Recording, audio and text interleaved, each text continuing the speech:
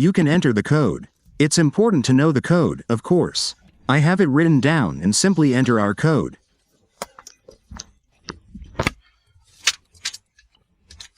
Which is 6684, using 1.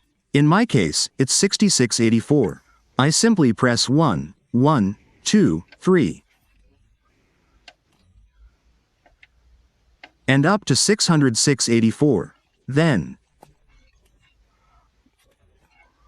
I also enter the second digit.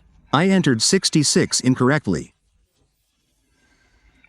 We go to 66. Similarly, click there. There's a fourth button and the fourth digit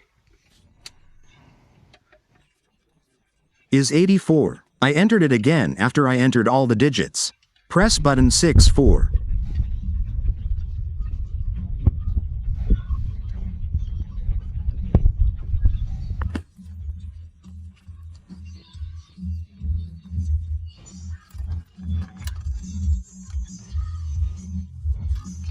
Hours. Thank you all for your attention.